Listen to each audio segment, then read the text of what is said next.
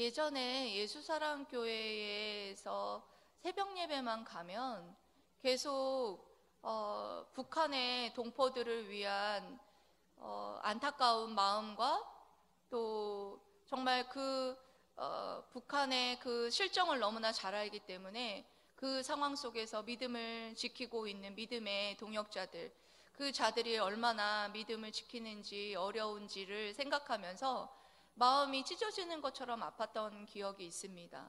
여러분들 잘 아시죠? 북한에서는 인간 우상화가 되어 있기 때문에 그곳에서는 신앙생활 하다가 들키면 거의 죽음입니다. 정말 고문을 받다가 순교하기가 일수인 그런 나라입니다.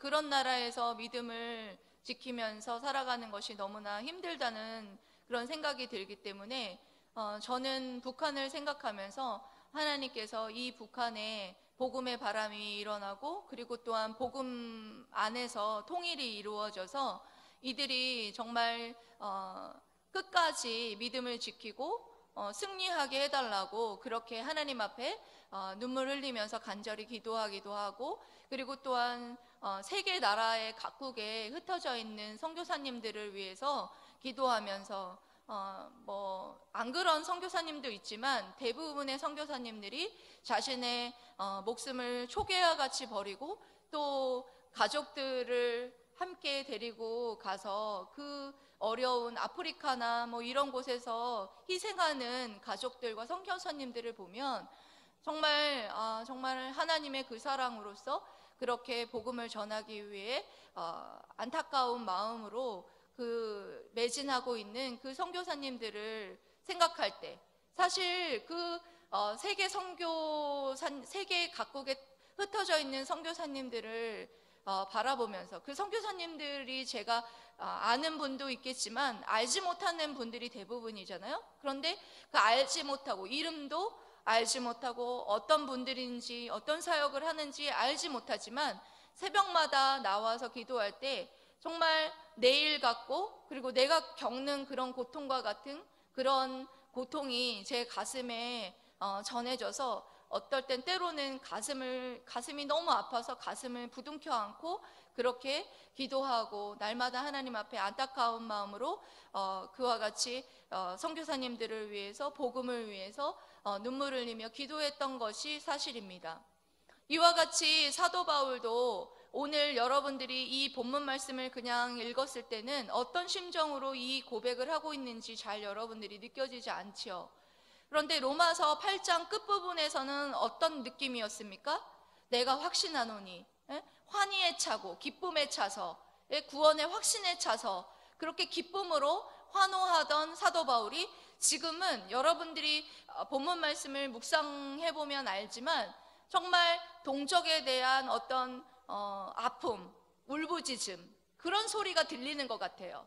여러분들은 읽었을 때 그냥 문자적으로만 읽고 묵상하지 않아서 잘 모르겠지만 저는 이 본문 말씀을 읽으면서 사도 바울이 동족을 향한 이 안타까운 이 울부짖는 이 소리가 이 본문 말씀에서 저는 들렸습니다.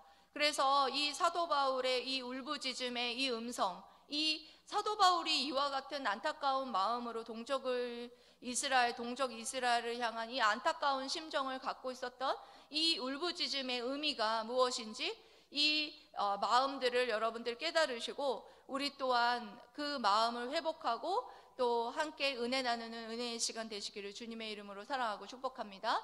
아멘. 첫 번째로는 1, 2절의 사도 바울이 1, 2절을 통하여서 자신의 동족 이스라엘에 대한 안타까운 마음의 근심과 마음에 끊이지 않는 그 고통이 계속된다라는 그 고백을 하고 있습니다. 장황하게 그 고백을 하고 있는데요. 1, 2절의 말씀을 띄워주시기 바랍니다. 읽어보세요. 시작. 내가 그리스도 안에서 참말을 하고 거짓말을 아니하노라. 나에게 큰 근심이 있는 것과 마음에 그치지 않는 고통이 있는 것을 내 양심이 성령 안에서 나와 더불어 증언하노니. 아멘. 그렇습니다. 지금 자기 동족을 향한 근심이 어떻다는 거예요? 큰 근심, 아주 큰 근심이 있는 것과 마음에 그치지 않는 고통, 계속 끊임없이 계속되는 그 마음의 고통이 계속되고 있는 이 고통이 지금 굉장히 서론적으로 장황하게 자신의 마음이 어떤지를 표현을 하고 있는데요. 내가 그리스도 안에서, 누구 안에서? 그리스도 안에서 참말을 하고 거짓말을 아니한다. 그러니까 그리스도 안에서 하는 말은 다 진실된 말이잖아요. 그래서 그리스도 안에서 거짓말을 하지 아니하고 참말을 하고 있다. 그러니까 자기가 지금 진실을 말하고 있다라는 거죠. 진실을 말하고 있고, 그리고 또한 한 가지 또 성령 안에서, 그리스도 안에서 내주하시고 있는 성령 안에서 나와 더불어 증언하는 내 양심, 예? 내 양심만 말했으면 그것이 거짓일 수도 있지만 성령의 지배를 받는 양심을 증언하는 이가 누구냐면 성령이라는 거예요. 성령이 내 양심을 증언하고 있다는 거예요. 뭘 증언하고 있다는 거예요? 예? 참말을 말하고 있다는 것이죠. 큰 근심이 있고 자신이 이스라엘 백성, 자신의 동족을 향한 큰 근심과 그리고 또한 마음에 그치지 않는 이 고통이 얼마나 큰 고통이라는 사실에 대해서 사도 바울이 지금 이와 같이 성령이 이것이 진실이라는 사실에 대해서 내 양심과 성령이 지금 증언하고 있다라는 말을 굉장히 길게 서론적으로 말하고 있습니다. 여러분 좀 이상하지 않습니까? 그냥 내가 내 동족을 향한 마음에 큰 근심이 있고 그치지 않는 마음의 고통이 계속되고 있다라는 말을 그냥 하면 될 것이지, 왜 이렇게 장황하게 내가 정말 내 동족을 향한, 이스라엘의 동족을 향한 근심과 이 큰 근심과 마음의 고통이 정말 참말이고, 그리고 내 양심이 말하고 있고 이 양심을 성령이 보증하고 있다라는 이 말을 장황하게 하고 있는 이유가 무엇일까요? 사람들이, 사도 바울이 너무나 그 유대인들에게, 자신의 동족인 이스라엘 백성에게 계속된 오해와 그리고 계속된 핍박을 받았거든요. 그런 계속된 오해와 핍박을 받았던 사도 바울이 이와 같이 동족을 향한 큰 근심과 마음의 고통이 있다라는 말을, 이것이 진심이라는 사실을 믿어주시지를 않는 거예요. 그러니까 이런 거죠, 여러분. 여러분들이 어떤 미워하는 사람이 있는데 인간적인 거예요. 그러니까 인간적으로 어떤 미워하는 사람이 있어요. 그러면 그 미워하는 사람, 이유 없이 여러분들을 괴롭히고 여러분들을 핍박하고 여러분들을 때리고 심지어는 죽이려고 했던, 예? 그런 사람을 여러분 내가 사랑한다, 예? 말하면 그 사람의 말이 진실되게 믿어집니까? 안 믿어지잖아요. 예? 어떻게 자기를 죽이려고 했던 나를 어떻게 사랑한다고 말을 하고 있느냐, 이렇게 인간적인 생각을 하고 있었던 사람들에게 사도 바울이 이와 같이 자기의 지금 마음이 진실이라고 말하고 있는 거예요. 그리고 사도 바울은 여러분 아시죠? 다메섹 도상에서 예수 그리스도를 만난 이후에 회당에 가서 계속해서 복음을 전하고, 그리고 복음을 전한 이후에 그 유대인들이 계속해서 핍박했잖아요. 얼마나 그 상황이 급급했으면은 성에서 달아내렸잖아요. 성에서 달아내려서 도망가기도 했고, 그리고 유대에서 내려온 자들이 사도 바울이 복음을 1차 전도 여행에서 복음을 전하는 데에 복음을 전하고 있는데 내려와서까지, 원정을 와서까지도 그 옆에 있는 사람들을 전부 다 유혹하고 동조하게 해가지고 사도 바울을 때려 죽였잖아요. 그래서 때려가지고 죽은 줄 알고 성 밖에다가 내다버리기도 하고, 여러분 지금 사도행전 오후에 우리가 말씀 들으면서 사도행전 말씀을 통해서 보면 사도 바울이 동족에게 받은 고통이 얼마나 많습니까? 여러분 기억하시죠? 예, 그런 동족에게 오해를 받고, 예? 동족에게 계속 핍박받고 매맞고 죽음 당하기 일보 직전까지 그렇게 고통을 당했던 사도 바울, 그 사도 바울의 그런 말들을 그들을 향한, 이스라엘 동족을 향한 큰 마음의 근심과 그치지 않는 마음의 고통을 누가 믿어주겠냐 이 말입니다. 그래서 이가 이렇게 장황하게 이것이 진실이다 라는 사실에 대해서 서론적으로 자신의 마음이 진심임을 유대인들에게 말하고, 그리고 계속해서 3절 말씀을 통해서 자신이 얼마만큼 그 자신의 동족의 구원을 얼마만큼 원하는지에 대해서 이렇게 말하고 있죠. 3절 말씀 띄워주세요. 시작. 나의 형제 곧 골육의 친척을 위하여 내 자신이 저주를 받아 그리스도에게서 끊어질지라도 원하는 바로라. 아멘. 그렇습니다. 동족인 이스라엘, 나의 형제 곧 골육의 친척을 위하여 내 자신이 저주를 받아서 그리스도에게서 끊어질지라도 원하는 바로다 라고 고백을 하고 있습니다. 여러분, 바울이, 그리스도 안에 있는 바울이 그리스도에게 저주를 받아서 끊어질지라도 원하는 바로다라는 그런 고백을 했는데, 사도 바울이 진정으로 그리스도에게 저주를 받아서 끊어질 수 있는 존재인가요? 그럴 수 없죠. 여러분들도 말씀 암송해서 알죠? 로마서 8장 38에서 39절에 이렇게 사도 바울이 고백했잖아요. 여러분 암송하신 거 아시죠? 내가 확신하노니 뭐예요?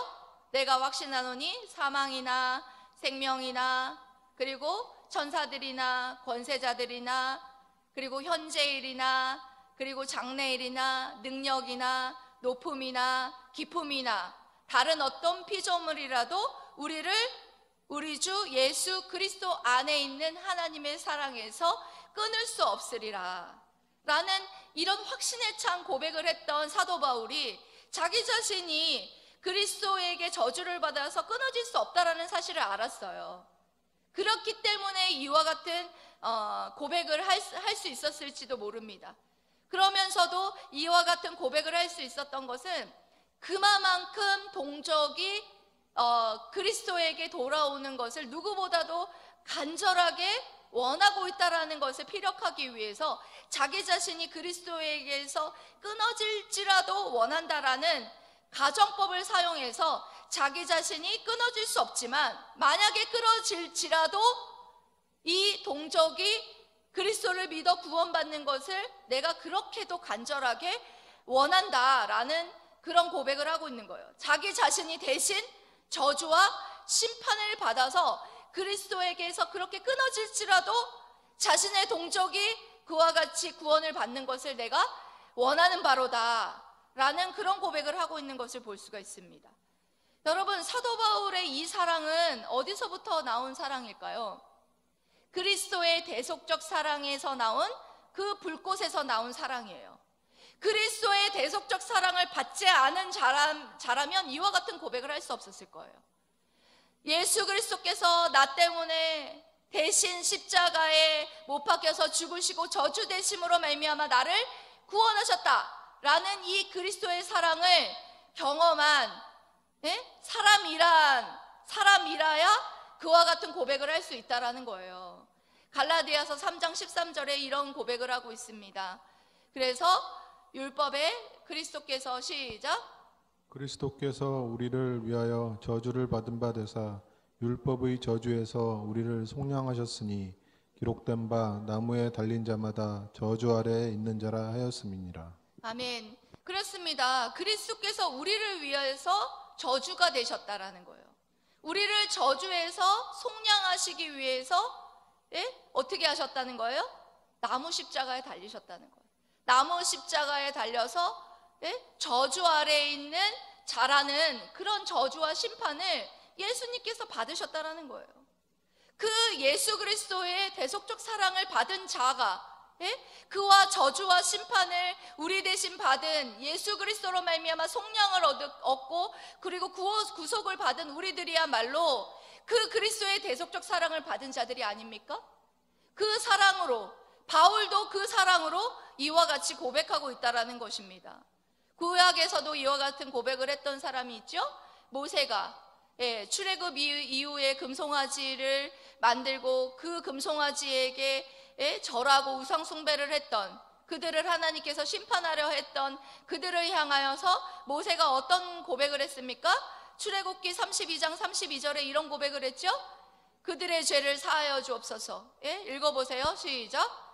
그러나 이제 그들의 죄를 사하시옵소서. 그렇지 아니하오면 원하던대 주께서 기록하신 책에서 내 이름을 지워버려 주옵소서. 아멘. 그렇습니다. 그들이 그와 같이 우상 숭배를 하고 있는 출애굽한 그 백성을 용서하여 주옵소서. 그들의 죄를 사하여 주옵소서. 그렇지 아니하면 내 이름을 생명책에서 지워버려 주옵소서. 모세가 생명책에 기록되어 있는데 한 번 기록된 사람 지워지지 않는데 모세가 그와 같이 고백했다는 거예요. 이와 같이 사도 바울과 모세가 이와 같이 자신의 이런 안타까운 탄식과 울부짖음을 마음을 펴보일 수 있었던 것은 어떤 마음입니까? 하나님의 마음 때문이죠.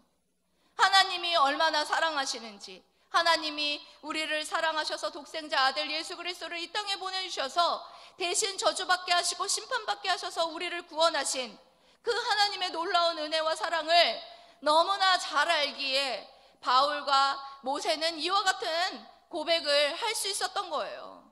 여러분들의 마음 가운데에 예수 그리스도의 대속적 사랑이 여러분들의 마음에 불꽃처럼 여러분 타오르고 있습니까? 하나님께서 여러분들을 얼마나 사랑하시는지 그 하나님의 사랑과 마음을 여러분들 알고 계십니까? 예수님께서는 예루살렘 성을 보시고 우시고 탄식하시면서 이렇게 고백하셨습니다. 마태복음 23장 37절에 예루살렘아 예루살렘아, 여러분 읽어보세요. 시작. 예루살렘아 예루살렘아 선지자들을 죽이고 내게 파송된 자들을 돌로 치는 자여, 암탉이 그 새끼를 날개 아래 모음같이 내가 내 자녀를 모으려 한 일이 몇 번이더냐. 그러나 너희가 원하지 아니하였도다. 아멘. 그렇습니다. 예수님께서도 이와 같이 탄식하셨어요. 예루살렘이 예루살렘아, 파송한 선지자들을 너희들이 다 죽이고 너희들을 정말 암탉이 자녀를 모으는 것과 같이 그렇게 내 자녀를 모으려 한 것이 내가 한두 번이 아니었건만 너희들이 원하지 아니하였다. 그런 안타까운 심정을 예수님께서 그와 같이 말하였습니다. 사도 바울은 또 이런 말을 했죠. 주 예수께 받은 사명, 이 은혜의 복음을 전하려 하면은 내 목숨을 조금도 아까워하지 아니하노라. 이런 고백을 하면서 이 복음을 전하는 데 있어서 목숨을 아까워하지 아니하고 자기 자신이 대신 저주와 심판을 받을지언정 그 동족의 구원과 많은 이방인들의 구원을 받아서 하나님께로 나아가기를 그렇게도 원했던 사도 바울의 마음을 여러분들 하나님의 말씀을 통해서 여러분들에게 말하고 있습니다. 사도 바울이 지금 자신을 몇 번이고 죽이려 했던 동족에 대한 그 구원에 대한 근심과 고통이 진심이었다라는 사실에 대해서 오늘 본문 말씀을 통해 말하고 있습니다. 자신이 저주를 받아서 끊어질지라도 원하는 바라고 고백하고 있습니다. 사도 바울의 이런 동족에 대한 사랑은 뭐라고 말했습니까? 그리스도의 대속적 사랑에서 나오는 그 사랑이었고, 하나님의 마음을 통해서 하나님이 얼마나 우리를 사랑하셔서 그 십자가의 대속을 이루신 예수 그리스도를 보내셔서 이루신 그 대속적 사랑인가에 대한 하나님의 마음을 깨달았기 때문이라는 것에 대해서 말하고 있다는 거예요. 제가 오늘 이 말씀을 준비하면서 내가 정말 예전에는 그와 같이 하나님의 정말 복음을 위해서, 그리고 또한 이 영혼을 위해서 기도할 때마다 눈물을 흘리고 내가 겪는 고통과 같이 그렇게 가슴이 저리고 아팠던 그런 모습이 제게 사라졌더라고요. 보니까 어느 순간부터 그냥 습관적으로 그냥 제가 기도를 하고 있는 그런 모습을 제 자신이 보았습니다. 여러분들 어떻습니까? 여러분들 뜨겁게 그와 같이 북한의 동포들을 위한 복음화를 위해서, 나를 죽이려 하는 원수 같은 자들을 위한 그 영혼을 위해서, 그리고 또한 세계 복음화를 위해서 여러분들 그렇게 여러분들 기도하고 안타까운 마음으로 여러분 기도하고 있습니까? 여러분들에게 제가 말하고 여러분들에게 질책하려고 말하는 게 아니에요. 내 자신부터가 그 뜨거움에서부터 사라져 있더라고요. 그래서 일주일 내내 하나님 앞에 기도했습니다. 하나님, 이 식어진 마음을 회복해 주세요. 내 이 식어진 마음이 어디로부터 왔는가에 대해서 하나님 앞에 기도하고 물었습니다. 이 예수 그리스도의 대속적 사랑의 이 불꽃이 내 마음에서 식어지고 이 하나님의 사랑의 마음이 제 마음에서 식어져 버렸더라고요. 식어졌다고 그래가지고 다 식어진 건 아니지만 예전처럼 그렇게 아주 뜨거워서 정말 가슴을 부여안고 그렇게 울부짖고 울었던 그런 마음에서부터 많이 제 마음이 퇴색되어져 있던 제 마음을 발견하게 되었습니다. 내 마음이 어디에게 빼앗겼다라는 거예요. 제가 건강이 많이 안 좋아지면서 건강을 위해서 등산을 계속해서 등산에 마음을 두고 약에 마음을 두고 제 마음이 이 하나님의 마음, 하나님의 사랑에 관심을 둬야 되는데 계속해서 제가 육신을 향하여서 육신에게 마음을 빼앗기면서부터 사실은 제가 이 뜨거운 마음이 사라져 버렸다라는 생각이 들었습니다. 그래서 이번 주에 내내 하나님 앞에 이 말씀을 준비하면서 하나님, 이 하나님의 마음을 회복시켜 주시옵소서. 이 그리스도의 사랑을 다시 한번 불꽃처럼 일으켜 주시옵소서. 정말 그 마음으로, 하나님의 마음으로 이 영혼을 향하여서 기도하고, 그리고 또한 세계 복음화를 위해서 기도하고, 또한 북한 동포를 위해서 기도하는 그런 마음을 회복시켜 주시옵소서. 그런 기도를 하나님 앞에 올려드렸습니다. 여러분들은 어떻습니까? 여러분들의 마음에 계속해서 영혼을 향한 그 뜨거운 마음, 여러분 아무나 바울과 같이 자기 자신을 죽이려 했던 그 동포에 대한 사랑하는 마음으로 복음을 전하고 그 큰 근심과 마음에 끊임없는 그 고통을 가지고 복음을 전할 수 있는 것이 아니라는 거예요. 분명한 건 그 우리 마음에 예수 그리스도를 향한 그 대속적 사랑, 그 불꽃이 여러분들의 마음에 심겨져 있어야 가능한 일이라는 거예요. 여러분들의 마음에 예수 그리스도의 그 대속적 사랑을 여러분 가지고 있는지, 그 뜨거운 마음을 가지고 있는지 다시 한번 여러분 자신을 뒤돌아보고 여러분 그 하나님의 마음을 여러분 회복하시고 여러분 원수 같고 정말 사랑하지 못할 그 자들에게도 분명한 건 하나님께서 복음을 전해야 된다라고 말하고 있습니다.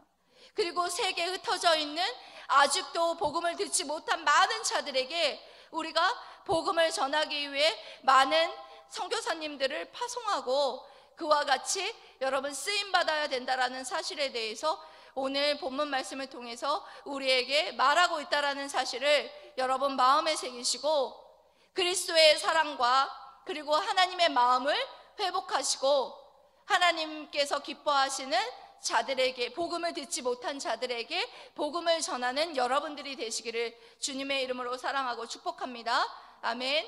두 번째로는 우리에게 하나님께서 어떤 사랑을 베푸시고 어떤 특권들이 있는지에 대해서 4절, 5절을 통해서 우리에게 말씀하고 있습니다.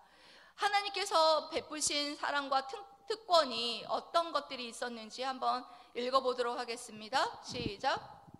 그들은 이스라엘 사람이라 그들에게는 양자됨과 영광과 언약들과 율법을 세우신 것과 예배와 약속들이 있고 조상들도 그들의 것이요 육신으로 하면 그리스도가 그들에게서 나셨으니 그는 만물 위에 계셔서 세세의 찬양을 받으실 하나님이시니라. 아멘. 그렇습니다. 이스라엘 백성에게 하나님께서 얼마나 많은 사랑을 베푸시고 얼마나 많은 특권을 베푸셨는지에 대해서 오늘 4절, 5절 8가지 특권에 대해서 말하고 있어요. 첫 번째 특권이 뭐였습니까? 양자됨이었죠. 양자됨이라는 것은 신약시대에서도 예수 그리스도를 믿는 자들에게 하나님께서 우리를 하나님의 자녀라 불러주시면서 우리에게 양자 삼으셨잖아요. 그런데 출애굽한 백성들, 이스라엘 백성에게 하나님께서는 또한 그들을 내 아들, 내 장자라 라고 하나님께서 특별한 사랑을 베푸시고 특별한 특권을 주셨다라는 것에 대해서 분명하게 말하고 있는 것을 볼 수가 있습니다. 이스라엘 백성은 하나님께서 처음부터 선택한 선민이었어요. 처음부터 선택한 하나님의 자녀였어요. 그거는 사실 우리가 부인할 수 없는 엄청난 특권입니다. 엄청난 특권을 받은 민족이었다라는 것이죠. 그와 같이 하나님의 양자됨의 특권이 있었고요. 그리고 두 번째의 특권은 무엇이냐면 영광입니다. 영광이라는 특권이 있습니다. 쉐키나의 영광. 어떤 것입니까? 하나님의 임재가 가시적으로 보이는 것이 바로 영광이죠. 하나님의 임재가 성막 위에 임재했을 때, 구름으로 임재했을 때에 영광스러움이 임재하고, 그리고 또한 지성소에, 속죄소에 하나님의 영광이 임재하고, 그리고 또한 성전에도 하나님의 임재가 가득하게 임재해서 구름으로 가득 임재했던 그 가시적으로 하나님의 영광스러움을 볼 수 있는 그런 민족이었더라는 것이죠. 그리고 아브라함도 어때요? 스데반의 어떤 사도행전 7장의 설교를 보면 아브라함에게도 하나님께서 친히 나타나셔서 하나님의 영광스러움을 보이셨다라는 그런 말씀을 했습니다. 그래서 이스라엘 백성들에게 하나님께서는 분명한 건 하나님의 영광이 가시적으로 임재하는 것을 보고, 또한 우리 하나님을 가시적으로 볼 수 있는, 임재를 볼 수 있는 그런 특권을 누린 백성이었다라는 것이죠. 그리고 세 번째로는 주신 특권이 무엇이었냐면 언약들이었습니다. 언약. 여기에서 언약이라는 것은 아브라함 언약, 노아 언약, 모세 언약, 이렇게 언약을 통해서 하나님께서 언약을 맺으시고, 또한 그 언약을 어떻게 해나가셨습니까? 전적으로 하나님이 언약을 이루어 가셨죠. 그래서 그들의 구원과 안녕을 이루어 가셨다라는 거예요. 여러분들, 언약 자체가 은혜예요. 여러분 아시죠? 언약을 맺으시고 하나님께서 뭐 하셨어요? 하나님이 그 언약을 이루시기 위해서 주도적으로 하나님의 열성과 열심으로 이루어 가셨던 것을 볼 수 있어요. 이스라엘 백성이 무엇인가를 해서 언약이 이루어진 것이 아무것도 없어요. 신실하신 하나님께서 그들에게 은혜를 베푸셔서 이루어 가신 것이지, 그래서 그 이스라엘 백성은 이 언약 자체가 은혜라는 사실을 분명하게 알았어야 했어요.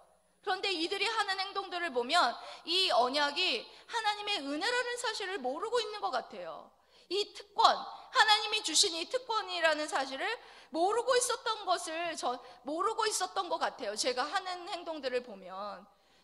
그리고 네 번째로는 또 뭘 세우셨어요? 율법을 세우셨어요. 율법의 특권을 주셨던 것을 볼 수가 있습니다. 여러분, 이방인들은 어떻게 했습니까?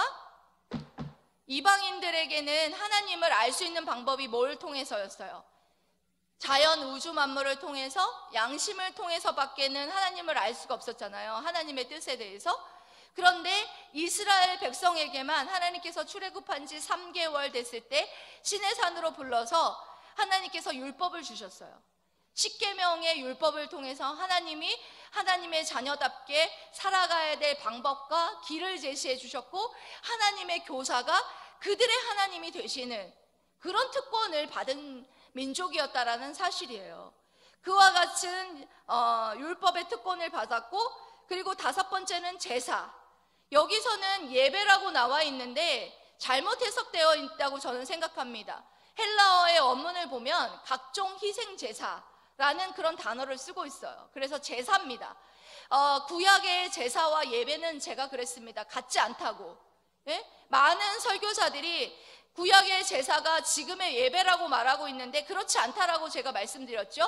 구약의 제사는 누구를 예표한다고 그랬습니까? 예수 그리스도를 예표하고, 우리는 예수 그리스도 때문에, 예수 그리스도께서 단번에 이루신 화목제물 때문에 예수 그리스도를 붙잡고 하나님 앞에 예배 드리는 것이지, 제사와 예배가 동일하지 않다라는 것을 누누이 제가 강조를 했었습니다. 그렇습니다. 구약시대에 하나님과 교제할 수 있는 각종 제사들이 있었어요. 각종 희생제사들. 그런 제사를 통해서 하나님을 섬길 수 있는 방법들이 있었다라는 것이죠. 그런 특권을 그들에게 하나님께서는 또한 베푸셨고, 그리고 또한 여섯 번째, 약속들이 있었다라는 것이죠. 약속들, 어떤 약속들이 있었습니까? 예, 아브라함을 비롯해서 많은 조상들에게 약속을 주셨죠. 어떤 약속을 줬어요? 구체적으로 땅과 자손, 예? 그리고 복의 근원이 되게 하겠다라는 어떤 약속들이 있었잖아요. 그래서 이 약속들을 통해서 유대인들은 어떻게 생각했냐면 자신들이 그와 같이 구원을 받을 때에 이방인들은 심판을 받는다고 생각을 했어요. 그렇기 때문에 자신들만 구원받고 이방인들은 모두 심판받아서 구원받지 못한다고 생각을 했어요. 예, 그렇기 때문에 이와 같은 특권이 자신들의 특권이라고만 생각을 했던 이스라엘 백성들을 볼 수가 있습니다. 그리고 7번째의 특권은 뭐냐면 조상들이 그들의 것이다. 7번째 특권이 뭐라고요? 예, 조상들이 그들의 것이다. 이스라엘 사람들은 이 조상들의 유업으로 받았지요. 아브라함을 조상으로 뒀고 이삭을 조상으로 뒀고 야곱을 조상으로 두었잖아요. 그래서 이 조상들이 그들의 것이었다. 그 말은 그 조상들이 받았던 그 모든 유업이 그들의 것이었다. 그런 특권을 받았던 그런 이스라엘 민족이었다라는 것이죠. 그리고 8번째는 육신으로 하면 그리스도가 저희에게서 나신 특권을 받았다. 그러니까 이것이 어마어마한 특권이었다라는 것이죠. 육신으로 하면 그리스도가 누구에게 났다? 이스라엘에게서 났다라는 거예요. 그러니까 메시아는 다윗의 혈통을 통해서 나셨다라는 거예요.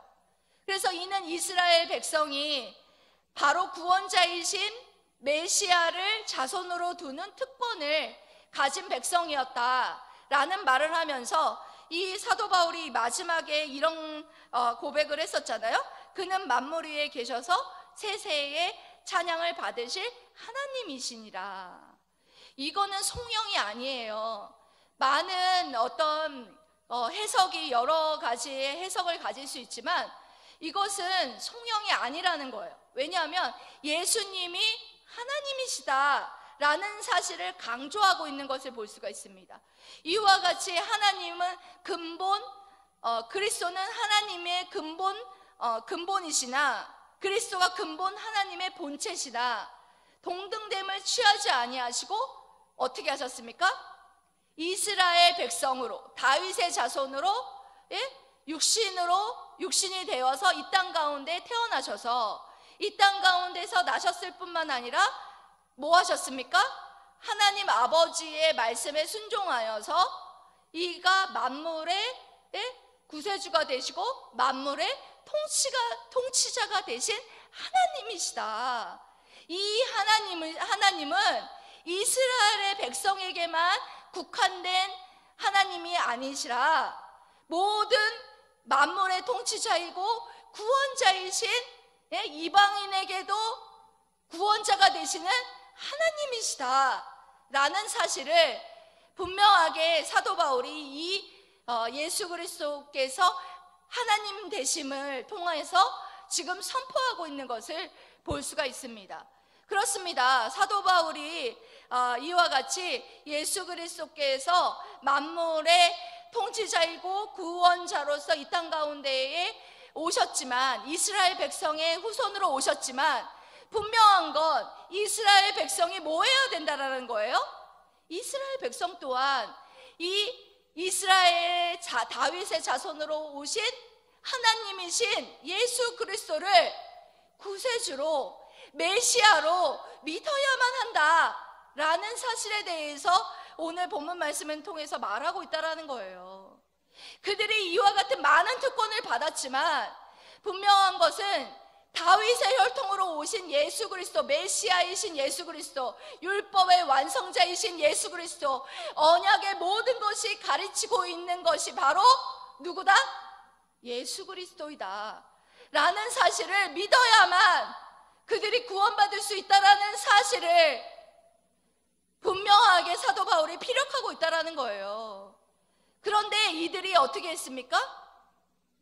이들이 이와 같이 하나님의 사랑과 이 8가지의 이 특권을 모두 다 받았지만 이들이 자신의 선민 사상만 가지고 있었지 온전하게 제사장의 나라의 역할을 감당하고 있지 못하는 모습을 볼 수가 있어요. 여러분, 그들이 제사장의 나라로 하나님의 택하신 족속이고 하나님의 나라고, 그리고 또한 제사장의 나라로 그 이스라엘 백성을 하나님께서 부르셨잖아요. 그런데도 불구하고 그들이 제사장의 나라의 역할을 감당하지 못했던, 이 특권을 편견으로 바꾸는 잘못을 저지르고 말았던 것을 볼 수가 있습니다. 여러분, 우리도 예수 그리스도 안에서 우리가 이 이스라엘 백성들이 받은 이 모든 특권을 누리고 있어요. 그런데 이 특권을 받은 우리들이 이 특권을 받은 것을 편견으로 바꾸고 있지는 않은지, 우리 자신을 뒤돌아보면서 우리 자신을 한번 자고해 보아야 할 것입니다. 여러분, 우리가 지금 계속해서 제사장의 나라의 역할을 감당하지 않고 살아가고 있다면, 우리가 이 특권만을 누리고 선민사상 가운데 살아가고 있는 제사장, 그 이스라엘 백성과 다를 바가 없다라는 거예요. 여러분, 분명한 건 많은 사람들이 교회의 성공을 건물과 그리고 사람의 성도 수와 그리고 재정을 꼽아요. 그것이 풍부하다면, 사람이 많고, 교회가 크고, 그리고 또 사람들이 많고 교회가 크고 그리고 재정이 풍부하면 교회가 성공했고 그리고 하나님이 기뻐하시는 교회다, 이런 식의 어떤 논리를 피는 사람들이 있습니다. 하지만 저는 그렇게 생각하지 않습니다. 이 교회의 성공과 그리고 하나님이 기뻐하시는 교회의 기준은 얼마만큼 이 평신도들이, 우리 교회의 구성원들이, 교회의 평신도들이 평상시에도 제사장의 역할을 감당하는 숫자가 많은 교회가 저는 성공한 교회라고 생각합니다. 그리고 하나님이 기뻐하시는 교회라고 생각합니다. 여러분들은 어떻습니까? 이 교회가, 우리 이 물된 동산 교회가 이 제사장의 나라의 역할을 감당하고, 그런 제사장의 나라의 역할을 감당하는 그런 교회를 양성하고 있다면, 이 교회는 하나님이 기뻐하시는 교회예요. 그리고 여러분들이 평상시에도 여러분들이 처해져 있는 모든 곳에서 여러분들이 제사장의 나라의 역할을 계속해서 감당하고 있다면 하나님이 너무나 기뻐하시는 그런 교회라는 거예요. 그리고 성공한 교회라는 거예요. 제가 이 말씀을 준비하면서 어떤 글을 읽었습니다. 클립 크네흐틀이라는 학자가 이렇게 말했습니다. 사람이 그리스도께 오는 것은 여러 고리를 가진 쇠사슬과 같습니다. 첫 고리가 있고 중간 고리가 있고 마지막 고리가 있습니다. 사람이 그리스도께 회심하기까지 많은 역량과 대화가 있습니다. 저는 어떤 때는 첫 고리가 되고 고리가 되고 중간 고리가 되고 어떤 때는 마지막 고리가 되는 기쁨을 압니다. 하나님은 저를 항상 마지막 고리가 되도록 부르신 것이 아닙니다.